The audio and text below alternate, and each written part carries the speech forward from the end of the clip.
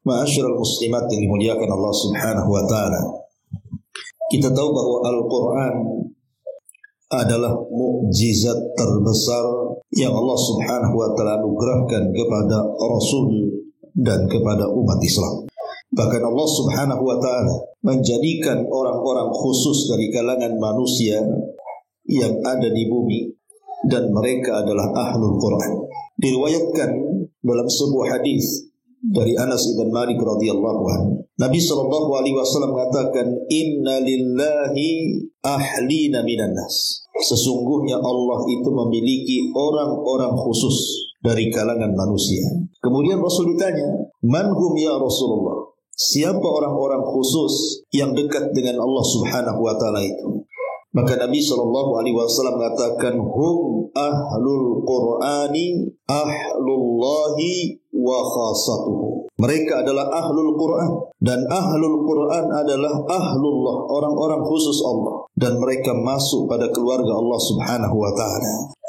Tentu tidak heran kalau orang yang suka membaca Al-Quran, apalagi gemar membaca Al-Quran, apalagi sampai menghafalkan Al-Quran, mereka adalah keluarga Allah. Mereka adalah orang-orang khusus Allah Subhanahu wa taala.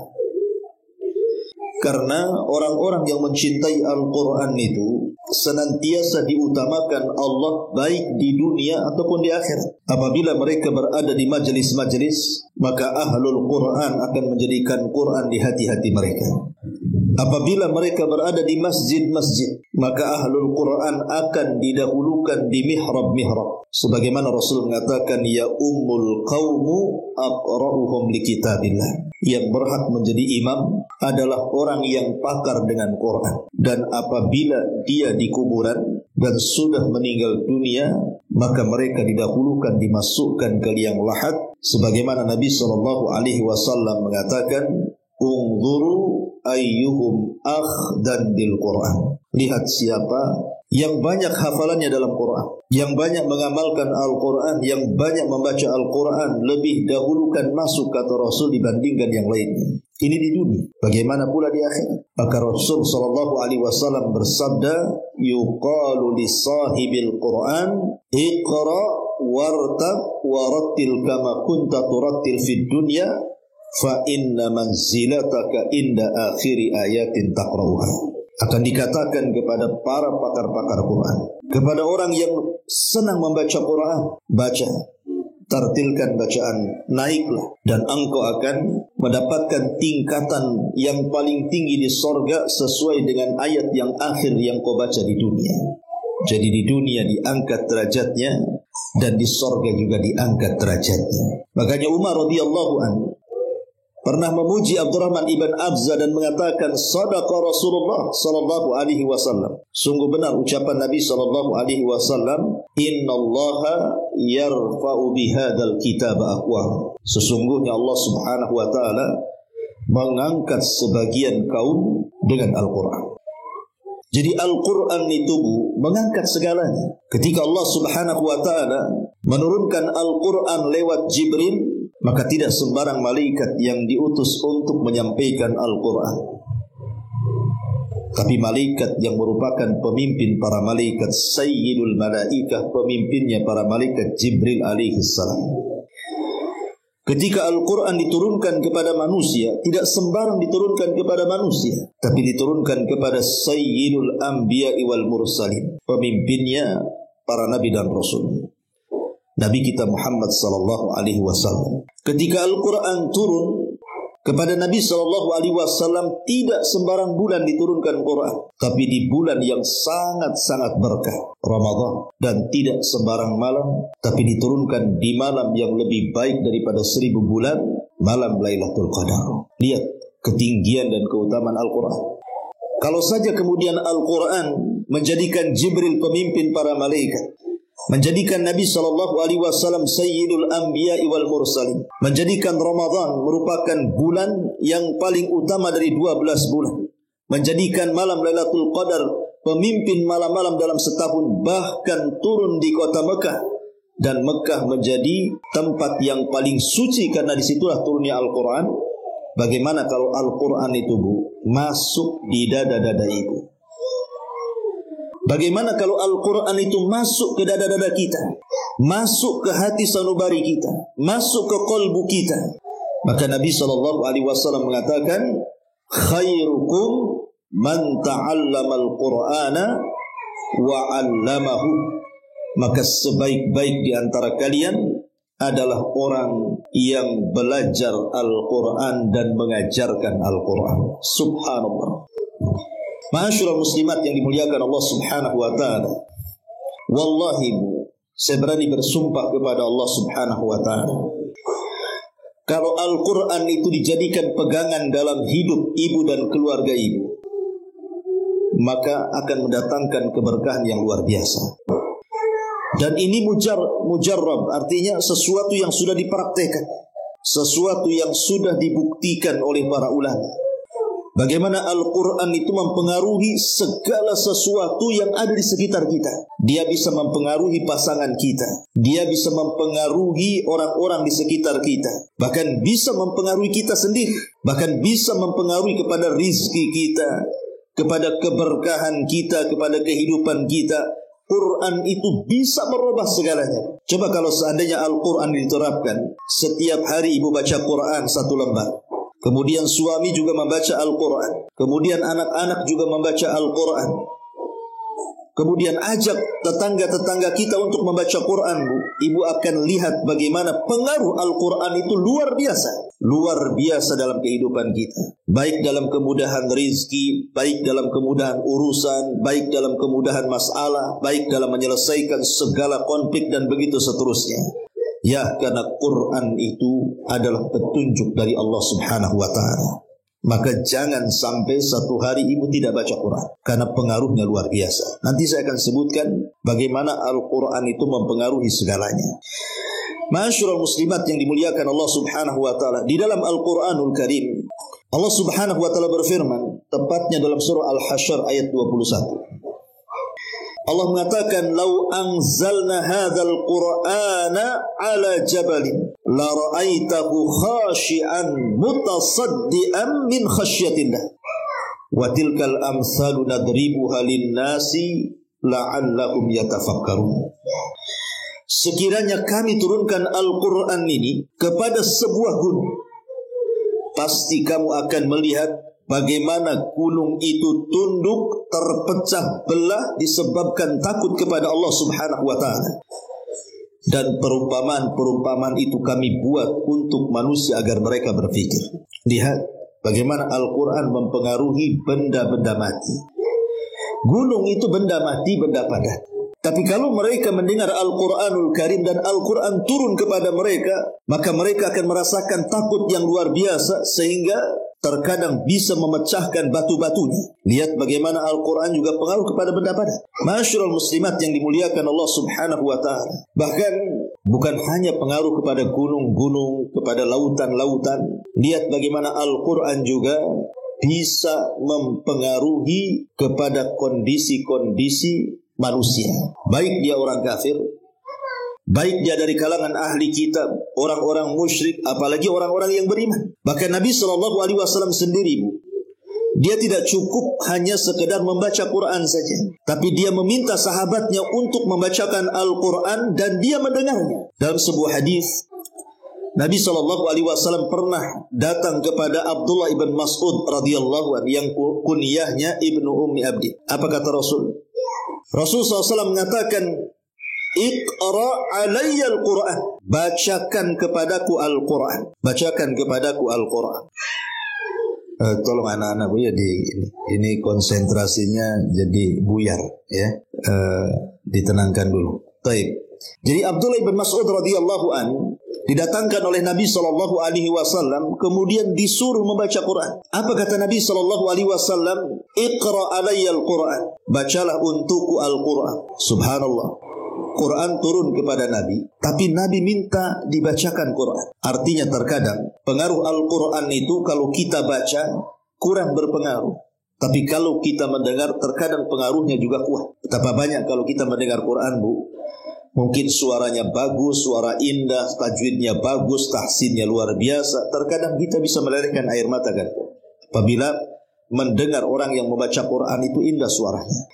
Lah Nabi SAW meminta kepada Abdullah bin Mas'ud untuk dibacakan Quran, dan Rasul mendengarnya. Sampai Abdullah bin Mas'ud heran dan mengatakan, "Ya Rasulullah, aqra'u 'alaika al-Qur'an wal Qur'anu unzila ilaika?" Rasul, haruskah aku membaca Quran untukmu sementara Quran turun kepadamu? Maka Rasul mengatakan, "Sudah, baca saja." Akhirnya Abdullah bin Mas'ud membaca surah An-Nisa. Kemudian dia mengatakan sampai kepada ayat, "Fa kaifa idza ji'na min kulli ummatin bi syahid wa ji'na bika ala haula'i syahida." Kata Rasul, cukup. Karena ayat ini menyinggung Rasul. Fa kaifa idza ji'na min kulli ummatin bi syahid. Bagaimana kalau seandainya kami datang pada tiap-tiap umat ini saksi, wa ji'na bika ala haula'i syahida, dan engkau yang akan jadi saksi bagi mereka. Kata Rasul, cukup wahai Ibnu Mas'ud. Kata Abdullah bin Mas'ud, aku melihat Rasul mulai berlinang air mata dan membasahi janggutnya. Lihat, Nabi SAW terenyuh dengan membaca Al-Quran, terpengaruh hatinya. Masyaallah muslimat yang dimuliakan Allah Azza wa Jalla. Okelah itu Nabi, hatta orang-orang kafir sekalipun. Dijelaskan dari Abdullah ibn Amr ibn As radhiyallahu an. Abdullah ibn Amr ibn As radhiyallahu an. Ketika Nabi SAW membaca surah Ibrahim, Rabbi innahunna adlalna kathira minan nas, faman tabi'ani fa innahu minni. Ya Rabb, sesungguhnya mereka, berhala-berhala itu sudah menyesatkan kebanyakan manusia, maka barang siapa yang mengikuti aku, maka dia termasuk golonganku. Tiba-tiba kemudian Nabi SAW mengangkat kedua tangannya dan mengatakan, Allahumma ummati ummati.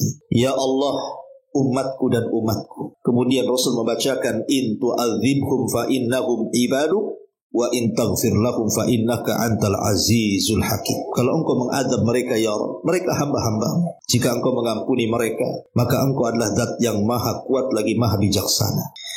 Akhirnya Nabi SAW menangis sejadi-jadinya. Kemudian Allah Subhanahu wa ta'ala ketika itu memerintahkan Jibril dan mengatakan, ya Jibril, idhab ila Muhammad, pergi kau kepada Muhammad.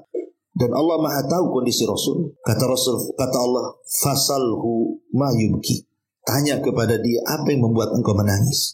Maka Jibril alaihi salatu wassalam datang dan mengatakan kepada Nabi SAW, ma sya'nuka tabki ya Muhammad? Apa masalahmu? Kenapa kau menangis? Maka Rasul SAW mengatakan, begini dan begitu. Maka kemudian Jibril mengatakan, aku menyampaikan pesan dari Allah.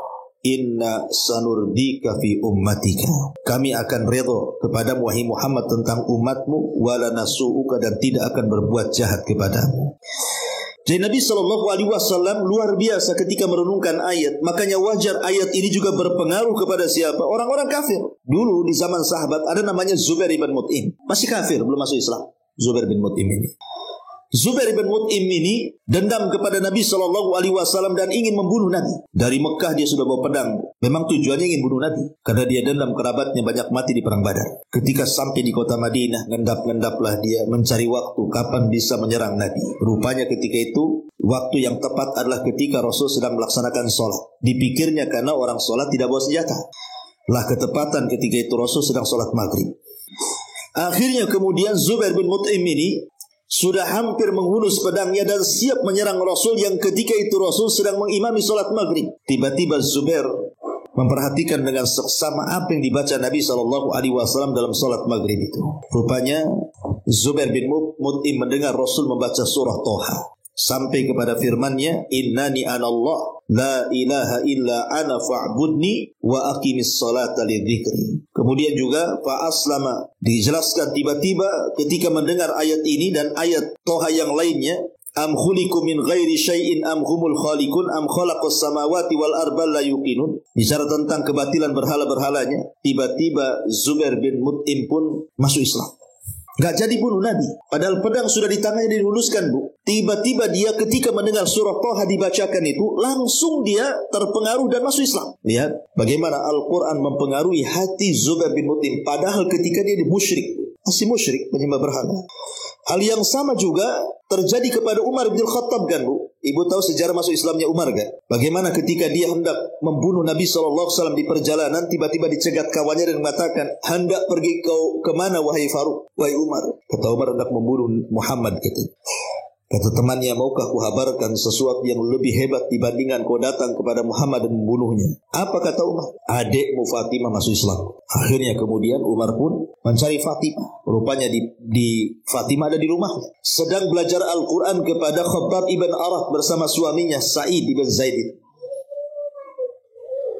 Umar sempat mendengar, tapi Umar karena sudah kemakan emosi didobrak rumahnya, kemudian langsung dihantam dipukulnya Fatimah sampai tersungkur. Umar merasa malu dan aib memukul seorang wanita, menyesal dia. Akhirnya kemudian dia melihat ada lembaran di tangannya, catatan-catatan Quran. Kata Umar, apa ini? Kata Fatimah, ini Al-Quran, dan kau tidak boleh memegangnya sebelum kau mandi gitu. Akhirnya Umar mandi, padahal masih musyrik. Setelah mandi kemudian diberikanlah lembaran itu. Kemudian Umar sempat membacanya. Dalam tulisan itu ada surah Thaha. Subhanallah. Tiba-tiba Umar pun kemudian melembut dan dia ingin masuk Islam. Ketika itu di balik tembok Khabbab bin Arat yang sembunyi keluar dan mengatakan, ya Umar, aku pernah mendengar Nabi SAW bersabda, Allahumma izzal islama bi umaraini. Ya Allah, muliakan Islam dengan dua Umar, salah satunya engkau. Maka Umar sejak itulah dia berazam masuk Islam dan akhirnya masuk Islam. Dan dia orang yang ke-40 masuk Islam di rumah Arqam bidaril Arqam. Lihat bagaimana Umar berubah total ketika mendengar Quran, padahal dia masih kafir. Ya. Masyarul muslimat yang dimuliakan Allah Subhanahu wa taala, bahkan yang paling memusuhi Nabi, yang menghabiskan hartanya untuk memusuhi Nabi, Al-Walid ibn Mughirah. Al-Walid ibn Mughirah yang turun surah Al-Mudaththir kepadanya. Satu hari dia mendengar Abu Bakar membaca Quran dan dia takjub. Akhirnya Al-Walid mengatakan, kau belajar dari mana kata-kata itu? Kata Abu Bakar, dari Nabi. Kalau engkau mau, aku hadapkan kau kepada Nabi. Akhirnya Al-Walid ibn Mughirah pun datang kepada Rasul. Kemudian Rasul membaca Quran. Setelah itu kemudian dia pulang. Ketika pulang, orang-orang Quraisy kafir ini heran. Bagaimana mungkin Al-Walid sebelum pulang kok wajahnya berbeda ketika dia pulang? Ada apa? Jangan-jangan sudah terpengaruh dengan Muhammad. Apa kata Al-Walid ibn Mughirah? Wahai Quraisy, aku lah orang yang paling paham tentang syair. Aku yang paling paham tentang syair-syair Arab. Bahkan syair-syair jin pun aku tahu, kata. Tapi Quran itu beda. Dia mengatakan, innahu la halawa wa inna alaihi la talawa wa innahu la muthmir a'lahu maghdhiqatu asfalahu wa innahu la ya'lu wa ma yu'la wa innahu la yakhtimu ma tahtahu. Apa kata Al-Walid? Demi Allah, Quran itu sangat manis, memiliki tilawah kenikmatan-kenikmatan dalam telinga. Bagian atasnya berbuah, sedangkan bagian bawahnya begitu subur. Perkataannya begitu tinggi dan tidak ada yang mengunggulinya, serta menghantam apapun yang ada di bawahnya. Hampir-hampir Al-Walid masuk Islam. Kalau bukan karena takut hilang jabatan, dia sudah masuk Islam, Bu. Tapi karena takut hilang jabatan, akhirnya tetap kufur. Tapi kan sempat terpengaruh tuh. Sampai Abu Jahal itu ketakutan kalau Al-Walid masuk Islam, karena dia orang paling kaya di Mekah ketika itu. Bagaimana kalau dia masuk Islam? Satu kota Mekah bisa masuk Islam dengan kekayaannya. Tapi lihat pengaruhnya Quran kepada musuh-musuh Nabi SAW. Bahkan bukan hanya kepada manusia, kepada bangsa jin, Quran itu berpengaruh. Jadi ketika Nabi SAW pulang dari Taif, gagal berdakwah di Taif karena orang Taif lebih ganas dibandingkan orang Quraisy, melempari Rasul sampai Rasul lari 1 mil dengan Usama atau dengan Zaid ibn Harithah, pembantunya. Akhirnya kemudian Rasul beristirahat di kebun kurma putra-putra Mughirah. Disitulah Nabi SAW sholat fajar, sholat subuh, kemudian membaca Al-Quran. Allah takdirkan ada 7 atau 8 jin itu nyasar ke kebun itu dan mendengar Nabi SAW membaca Al-Quran. Tiba-tiba setelah Rasul selesai sholat, kalangan jin ini mengatakan, aman Nabi, kami beriman dengan itu. Dari sini turun surah Jin ayat 1 sampai 2. Qul uhiya ilayya annahu istama'a nafarun minal jinni faqalu inna sami'na qur'anan ajaba yahdi ila rusydi fa'amanna bihi wa lan nusyrika bi rabbina ahada. Katakan, ya Muhammad, telah diwahyukan bahwa ada sekelompok jin, mereka mengatakan kami mendengar Al-Quran yang ajaib, yang mengantarkan kepada petunjuk, kami pun beriman dengannya dan kami berjanji tidak akan menyekutukan Allah dengan siapapun. Dan Allah gambarkan lebih lengkapnya dalam surah Al-Ahqaf ayat 29 sampai 32.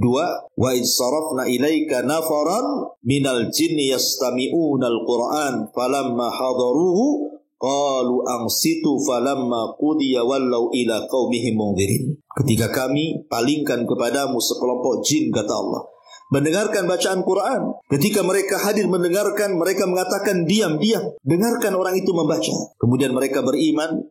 Setelah itu mereka berpaling pulang ke kaumnya dan menjadi pemberi peringatan kepada kaum sesama bangsa jin. Subhanallah, satu kali dengar Quran, jin beriman, Bu. Itulah kadang-kadang, Bu, ya, kita ini tidak lebih baik daripada jin pula. Jin sekali mendengar beriman. Manusia ini berkali-kali dengar Quran, Bu, tidak beriman. Kadang-kadang lari pula orang dengar Quran. Coba Ibu bawa Quran, ada tetangga yang sedang merumpi, Bu. Duduk di sampingnya, baca surah Al-Baqarah, Bu. Buyar itu, Bu. Ini tempat ngerumpi. Kok salah tempat katanya. Kadang-kadang kan aneh, Bu. Saya pikir Quran dibacakan jin aja yang lari. Tetangga pun bisa lari. Ya mungkin ada jinnya, mungkin itu. Tapi yang jelas bahwa bagaimana di sini Al-Quran itu mempengaruhi sampai kepada bangsa jin. Luar biasa. Luar biasa pengaruh Al-Quran itu. Masyarakat muslimat yang dimuliakan Allah Subhanahu wa ta'ala. Bahkan Quran juga mempengaruhi para malaikat.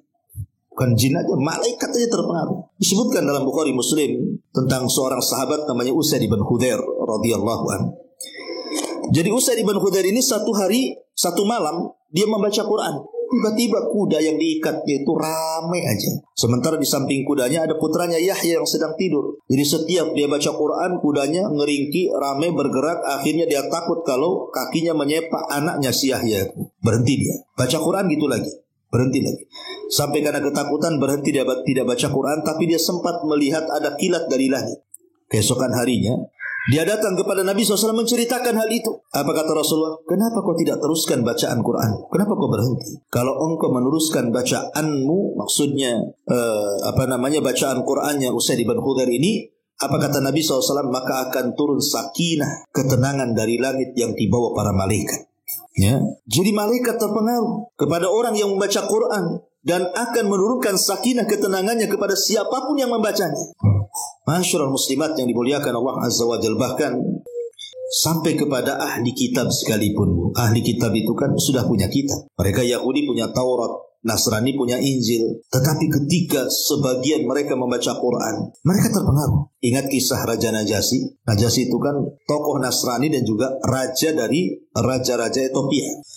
Ketika para sahabat hijrah pertama kali ke Habasyah, ke negerinya Najasyi, maka orang-orang Quraisy kan tidak setuju, bahkan mengutus Amr ibn As untuk mengembalikan mereka. Tapi terjadilah perdebatan antara para sahabat orang musyrik dan juga di hadapan Raja Najasyi. Kemudian di sini ada perkataan yang bagus sekali dari Ja'far bin Abi Thalib yang ketika itu membela diri di hadapan raja. Apa kata dia? Ayyuhal malik, wahai raja, kunna kauman ahla jahiliyah na'budul asnam wa na'kulul maitata wa na'til fawahisha wa naqta'al arham wa nasi'ul jiwar wa ya'kul qawi minna dha'if.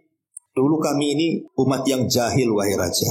Kami dulu menyembah patung, memakan bangkai, berzina, memutus silaturahim, buruk dengan tetangga, yang kuat menindas yang lemah. Tiba-tiba Allah utus kepada kami seorang nabi.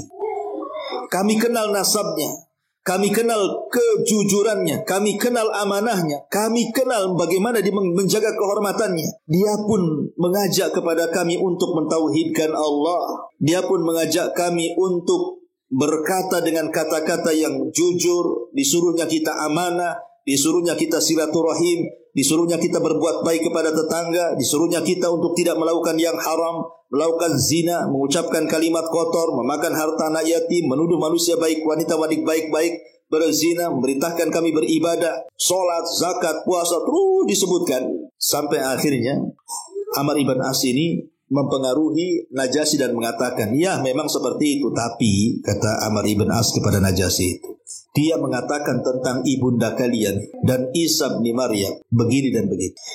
Akhirnya kemudian Ja'far ibn Abi Thalib membacakan surah Maryam. Bagaimana sikap kaum muslimin terhadap Maryam dan Isa. Dalam surah Maryam kan diceritakan, ketika Najasyi mendengar bagaimana Al-Quran membaca, ketika Ja'far bin Abi Thalib membacakan surah Maryam itu, sampai meleleh air matanya. Terpengaruh dengan bacaan Quran.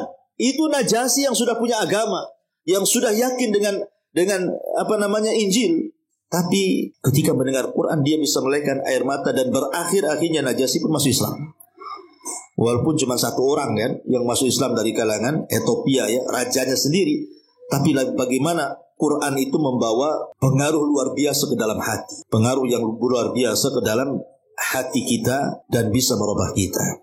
Ma'asyiral muslimat yang dimuliakan Allah Azza wa Jalla, baik di sini mu'allif hafizahullah taala dalam bab ketiga ini menjadikan Al-Qur'an sebagai sumber tazkiyatun nufus. Beliau mencantumkan firman Allah Azza wa Jalla di sini, laqad mannallahu 'alal mu'minin id ba'atsa fihim rasulan min anfusihim yatlu 'alaihim ayatihi wa yuzakkihim wa yu'allimuhumul kitaba wal hikmah. Sungguh Allah telah memberi karunia kepada orang-orang yang beriman ketika Allah mengutus pada mereka seorang rasul dari golongan mereka sendiri, di mana tugas seorang rasul ini membacakan kepada mereka Al-Qur'an, ayat-ayat Allah, dan datang membersihkan jiwa mereka dan mengajarkan kepada mereka Alkitab dan juga Al-Hikmah, kebijaksanaan. Lihat, salah satu tujuan diturunkan Al-Quran adalah membersihkan jiwa. Kenapa demikian? Apa rahasia kenapa Quran itu bisa membersihkan jiwa-jiwa kita, hati-hati kita? Karena Quran itu petunjuk, Bu. Begini, Bu, ya. Di dalam jasad saya, di dalam jasad ibu, ada hati. Hati ini sangat kecil, tapi memiliki pengaruh yang luar biasa kepada badan dan lingkungan. Padahal dia kecil hati itu, hanya sekepal saja hati itu kan. Tapi pengaruhnya luar biasa. Di mana hati kita ini bisa baik dan bisa jahat. Kalau dia baik, terpengaruh seluruh anggota badannya. Kalau dia jahat, terpengaruh juga seluruh anggota badannya. Kata Nabi SAW, "Idza saluhat, saluhal jasadu kullu, wa idza fasadat, fasadal jasadu kullu." Kalau hati ini baik, maka baik semuanya. Kalau hati jahat, jahat semuanya. Itulah hati. Hati itu seperti itu. Lah kalau hati seperti ini, pengaruhnya luar biasa hati ini ya. Orang bisa baik dan orang bisa jahat. Kalau hati yang bisa menentukan arah kemana badan ini harus bergerak, kepada kebaikankah ataukah kepada kejahatankah, kemudian dipenuhi dengan hidayah, dipenuhi dengan Al-Quran yang merupakan hidayah yang di dalamnya ada wejangan-wejangan, ada perintah-perintah, ada larangan-larangan, ada kebaikan-kebaikan. Saya kira hati itu pasti akan dipenuhi dengan kebaikan. Dan kalau hati dipenuhi dengan kebaikan, anggota badan itu hanya mengikuti saja. Apa kata hati? Kata hati, mata, Quran melarang kau memandang yang haram, pandang yang halal. Mata-mata akan memandang yang halal. Telinga, Quran melarang kau mendengar ghibah, kau mendengar hal-hal yang dosa. Dengarkan ke yang bagus, dengarkan Quran, dengarkan dzikir, dengarkan nasihat. Maka telinga akan menurut. Kata hati, lisan, jangan kau suka ghibah ya. Quran menyuruh tidak boleh ghibah. Karena bergibah itu sama dengan memakan bangkai saudaranya. Ayuhibbu ahadukum an ya'kula lahma akhihi faitan fakarihtumuh. Maka lisan pasti akan berhenti, Bu. Kalau kata hati diam. Uskut la tatakallam. Diam, jangan bicara. Ya, pasti akan diam. Kaki jangan melangkah ke yang haram, pasti tidak akan melangkah. Tangan kau jangan berat. Begitulah Al-Quran akan merubah segalanya, Bu. Makanya kenapa Al-Quran itu bisa membersihkan jiwa, karena memang Al-Quran itu sendiri petunjuk mengarahkan kita kepada yang baik. Bukan hanya sekedar itu, dia adalah obat. Wa nunazzilu minal Quran ma huwa syifa. Sebagai Allah mengatakan, dan kami turunkan Al-Quran itu menjadi obat. Dan di sini Allah katakan, ya ayyuhan nas qad ja'akum mau'idatu mir rabbikum wa shifaa'un lima fis sudur wa hudan wa rahmatun lil mu'minin. Manusia, sesungguhnya telah datang kepadamu pelajaran dari Tuhanmu, dan Quran itu sebagai penyembuh bagi penyakit-penyakit hatimu, penyakit-penyakit di dadamu, dan dia petunjuk serta rahmat bagi orang-orang yang beriman. Lihat, hati kita, Bu, terlampau banyak penyakit kan, Bu. Apalagi di zaman sekarang yang namanya syubhat dan syahwat itu seolah-olah sudah bermain-main di hati kita, Bu. Hari ini hati kita ini gak ada yang selamat, Bu. Karena hati kita ini hari ini dipenuhi dengan urusan-urusan dunia kan, Bu. Kepengen ini, kepengen itu. Itulah hati kita sekarang. Benci ini, benci itu. Hasad kepada si ini, hasad kepada si itu. Dengki kepada si ini, dengki kepada si itu. Tidak terima, macam-macam lah ya. Hati di zaman sekarang ini hampir tidak selamat daripada syubhat dan syahwat. Dan yang bisa mengobati dari dua penyakit ini hanyalah Al-Quran. Quranlah yang akan menyembuhkan penyakit syahwat dan syubhat. Ma'asyiral muslimat yang dimuliakan Allah Subhanahu wa taala, tentu kalau hanya Al-Quran itu kita baca, Bu, tentu tidak ada pengaruhnya sedikit. Kalau ibu baca Quran, ambil Quran, kemudian hanya sekedar baca, Bu, terkadang Quran itu tidak berpengaruh. Ya baca-baca gitu saja kan. Ibu gak merasa bergetar hatinya, menangis karena membacanya, memikirkan dosa. Kenapa, Bu? Kok kalau kita baca Quran hari ini kok kayaknya itu pengaruhnya kurang? Ya. Pertama, Bu, karena kita ini ketika membaca Quran boleh jadi tidak menghadirkan hati. Tidak menghadirkan hati. Karena Al-Quran itu akan berpengaruh ke dalam hati kita yang membacanya kalau hati kita dihadirkan. Dan itu Allah katakan dalam surah Qaf ayat 37 kan. Inna fi dzalika la dzikra liman kana lahu qalbun aw alqas sam'a wa huwa syahid.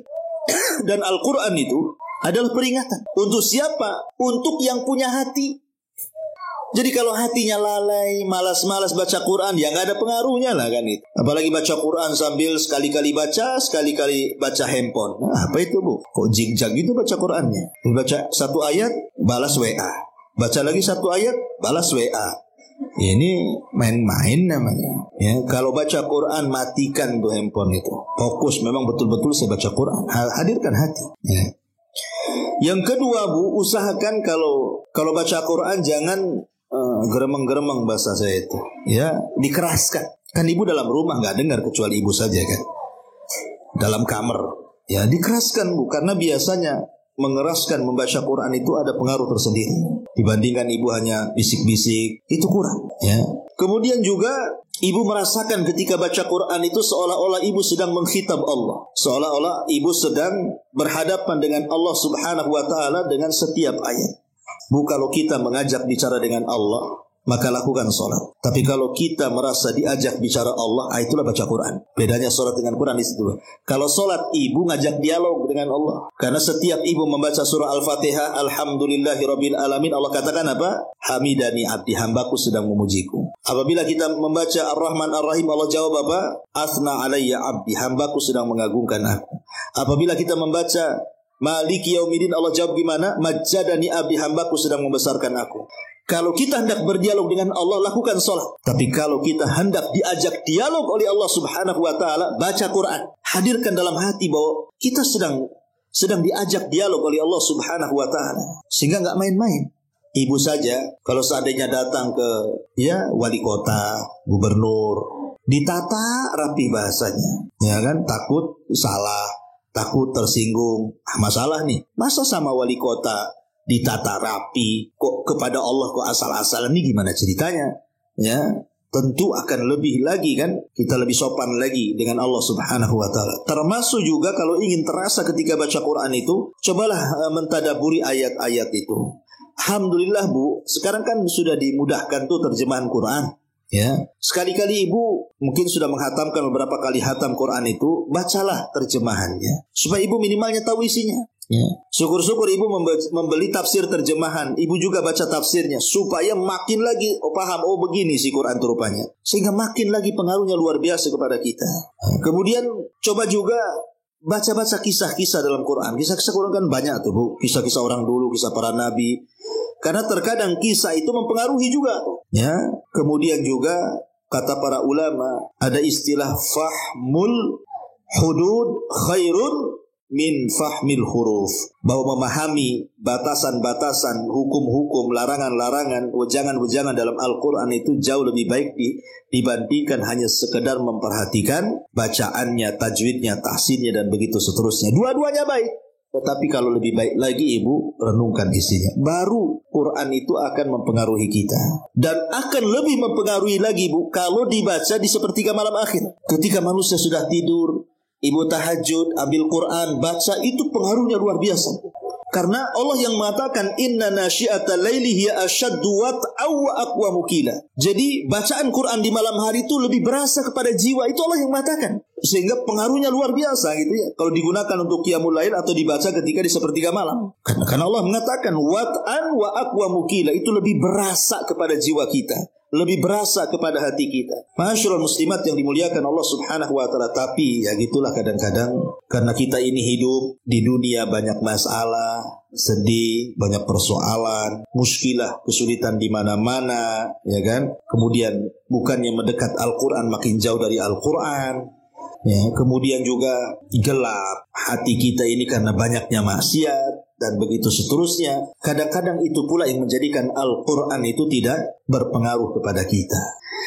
Ma'asyiral muslimat yang dimuliakan Allah Subhanahu wa taala, padahal kalau kita melihat pahalanya saja kan, cukuplah 2 yang kita pahami. Sebenarnya banyak. Satu, orang yang suka baca Quran itu, Bu, Quran akan jadi syafaat ibu. Nanti pada hari kiamat Quran akan membela kita di hadapan Allah. Siapa yang banyak membaca Quran di dunia, maka akan banyak pembelaannya di akhirat di hadapan Allah. Karena di zaman nanti di akhirat nggak ada lawyer, Bu, ada pengacara, ya.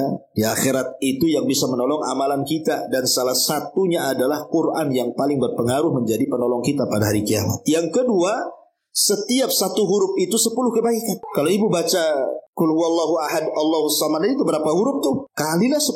Kalau diulang-ulang sampai 100 kali qulhunya, makin banyak pahalanya kan begitu. Makanya orang yang menghafal Quran itu paling banyak pahalanya, Bu. Ibu ini sudah tua kan, Bu? Ya, adalah yang tua, yang muda sedikitnya. Jadi umpamanya seandainya ibu ini ingin menghafal, sekarang wadua sudah hafal lam yakunil kan, itu agak panjang kan, Bu? Ya, ibu ingin menghafal lam yakunil ladina kafaru. Lam yakunil ladina kafaru, lam yakunil ladina kafaru. Ulang-ulang sampai 1000 kali enggak hafal-hafal, ya. Enggak apa-apa, Bu, enggak hafal-hafal enggak ada masalah. Ya, walaupun sebenarnya ada masalah, kenapa tak hafal-hafal kan itu ya. Maksud saya enggak ada masalah itu jangan berhenti gara-gara tidak hafal. Kok enggak hafal-hafal saya kan? Rupanya yang menghalangi hafalan karena banyak utang kan itu. Maksud saya kalau ibu terus baca walaupun tak hafal, Bu, sekali baca itu kan dalam satu ayat itu kan banyak huruf, Bu. Kalau ibu ulang-ulang satu ayat 1000 kali, kalikan satu huruf 10 pahala. Makanya nggak apa-apa nggak hafal-hafal pun, tapi kalau diulang-ulang tuh nggak terasa pahala kita banyak kan? Karena target kita baca Quran kan cari pahala, bukan target hanya sekedar menghafal saja. Lebih daripada itu cari pahala. Jadi itu harus paham, pahala Quran itu luar biasa. Dan baca Quran kan nggak bayar, nggak harus sedekah kan pakai harta, haji harus ke Mekah, puasa harus lapar-lapar. Quran bisa habis makan, minum, baca Quran. Ya, jadi itu amalan yang mudah tapi pahalanya luar biasa. Ya.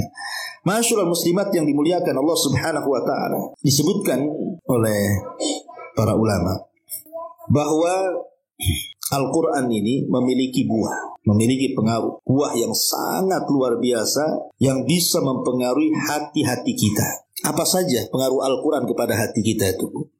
Satu, ziyadatul iman. Kalau orang betul-betul membacanya, memang mencari pahala dengan adab-adabnya, pasti, Bu, iman akan senantiasa bertambah. Innamal mu'minuna alladhina idza dzukirallahu wajilat qulubuhum wa idza tuliyat alaihim ayatuhu zadatuhum imana. Bertambah iman kita, Bu, kalau dibacakan Quran atau membaca Quran itu. Yang kedua, sholahul qulub. Hati jadi baik. Hati jadi baik. Kenapa demikian? Karena tadi saya katakan Quran ini bisa menghilangkan penyakit syahwat dan syubhat. Penyakit syahwat dan syubhat. Sebagaimana Allah mengatakan, ya ayyuhan nas, wahai manusia, qad ja'akum mau'idhatun mir rabbikum, telah datang peringatan dari Rabb kalian, maksudnya Al-Quran, wa shifaa'un lima fi sudur, dan obat bagi hati-hati kalian, kata Abdurrahman As-Sa'di, maksudnya obat pada hati-hati kalian, min amradis syahawat wasyubhat, dari penyakit syahwat dan syubhat. Kemudian yang ketiga, orang yang suka membaca Quran, cinta, senang, gemar, itu akan mudah melakukan ketaatan. Al-iqbal ala ta'atillah. Dia akan mudah untuk menangis, mudah untuk takut, mudah untuk, pokoknya akan mempermudah ibadah dia kepada Allah Azza wa Jalla kalau orang tidak lepas daripada Quran, ya. Kemudian yang keempat, ziyadatu khasyatillahi azza wa jalla, akan bertambah-tambah takutnya dia kepada Allah. Kalau gunung saja bisa meledak gara-gara takut kepada Allah azza wa jalla, harusnya hati manusia lebih takut lagi dibandingkan gunung. Itulah pengaruh Quran. Bahkan lebih daripada itu, yang kelima, tahdzibus suluk wal akhlak, bisa membersihkan akhlak-akhlak yang tercela, akhlak-akhlak yang kurang bagus. Dan juga yang keenam, bisa menjadi obat. Ya, bisa menjadi obat. Ibu kalau umpamanya anak rewel malam-malam, bukan? Kok nangis anak bayi ini? Tinggal dibacakan Quran aja. Umpamanya ibu mau ngasih susu gitu ya, SGM atau apa gitu kan. Dibacakan aja lah di susu itu. Air susu itu baca Al-Fatihah, Muawwidhataini, kan udah jadi obat itu. Baru disusukan kepada anaknya. Yakin ibu niatkan untuk obat kan itu ya. Sebenarnya kalau kita lebih bergantung kepada Allah Azza wa Jalla itu, maka semua akan dipermudah. Dan kalau hati kita bersih, Bu, kita tidak mungkin bosan membaca Quran. Dan itu ucapan Utsman bin Affan radhiyallahu mengatakan, "Lau taharat qulubukum ma sabita min kalami rabbikum." Kalau hati kalian bersih, kata Utsman, kalian gak akan mungkin kenyang tuh. Baca Quran pasti akan baca Quran terus. Cuman hati kita ini kadang udah kotor, Bu. Udah banyak dengki, banyak dendam, banyak hasad, pikir dunia. Kadang-kadang nengok Quran itu kayaknya kurang ini ya, kurang tertarik gitu. Bahkan ketika ibu menikah dengan suami, maharnya Al-Quran dan seperangkat alat sholat, Bu, masih aja di etalase tuh Quran tuh, gak keluar-keluar. Sejak kawin sampai umur 60 tahun di etalase dia. Kan ini untuk dipajang, untuk dibaca. Kalau saya masih ingat dulu, Bu, masih kecil-kecil saya itu masih sering ke mushola, ke langgar kan. Itu kadang-kadang banyak Quran sobek itu. Banyak sekali Quran sobek itu. Sampai kalau kita nyari Quran yang benar itu hampir tidak ada tuh. Mesti nanti satu surat hilang. Ya, kenapa? Karena orang dulu tuh rajin baca Quran tuh. Sampai kalau nyari Quran yang benar itu susah tuh. Sekarang, Bu, saya masuk ke masjid itu rapi Quran itu di etalase, Bu. Rapi, sak jilid-jilidnya kayak gak pernah disentuh itu. Ramadan aja tuh keluarnya itu kuncinya tuh. Nah, ini kan kemunduran. Betul lah nanti pada hari kiamat Rasul mengatakan di hadapan Allah, "Rabbi inna qaumi ittakhadhu hadzal qur'ana mahjura." Ya Rabb, maafkan kaumku karena mereka ketika di dunia mulai meninggalkan Quran, sudah tidak membacanya, tidak cinta membaca tafsirnya, tidak suka mengamalkan isinya, karena tadilah mungkin hati kita sudah kotor. Maka mulailah dari sekarang ya, kita memulai lagi mengawali, kalau bisa itu satu hari ya, walaupun tidak satu lembar ya separuh lembar, ataupun ya 2-3 ayat lah. Tapi rutinitas selepas sholat itu. Dan ibu bisa rasakan keajaibannya. Bisa merasakan keajaibannya. Kalau tadi pertama kita mencintai Al-Quran, bersihkan hati dari dosa dan maksiat, kemudian ambil waktu-waktu yang pas sepertiga malam pamannya kan. Kemudian juga rasakan dalam hati bahwa kita sedang berdialog dengan Allah Subhanahu wa taala. Kemudian kita meminta pertolongan kepada Allah Azza wa Jalla untuk dipermudah dalam membacanya, memahaminya dan mengamalkannya. Insya Allah maka ibu akan melihat keajaiban Al-Quran itu. Kalau sekarang ya biasa-biasa aja karena tidak dicoba ya sampai seperti yang dijelaskan oleh para ulama dalam kitab ini. Wallahu a'lam bishawab. Ini materinya. Baik, kita buka tanya jawab, silakan.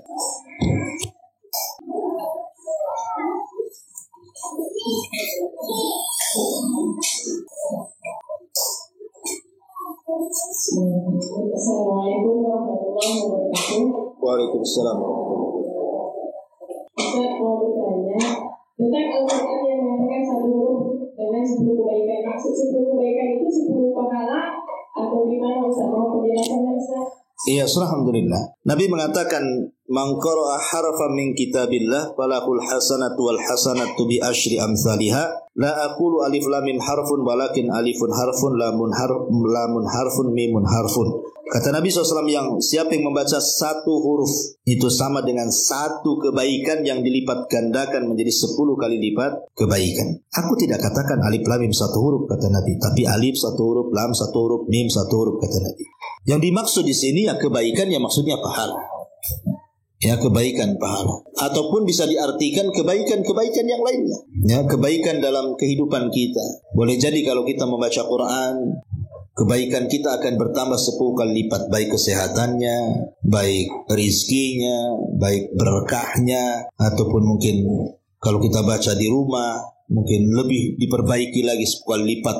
Yang biasanya lebih berkah lagi, lebih sakinah, mawaddah dan rahmah lagi kan. Karena umum ini ya, kalimat hasanah kebaikan ini bisa diartikan pahala atau kebaikan yang lebih daripada itu. Yang jelas kita yakin dan kita niatkan lillah karena Allah. Yang kedua ingin mendapatkan pahala dan kebaikan. Insya Allah Al-Quran itu berkah. Tidak ada perkara yang bisa memperbaiki hati melebihi Quran. Begitu kata para ulama.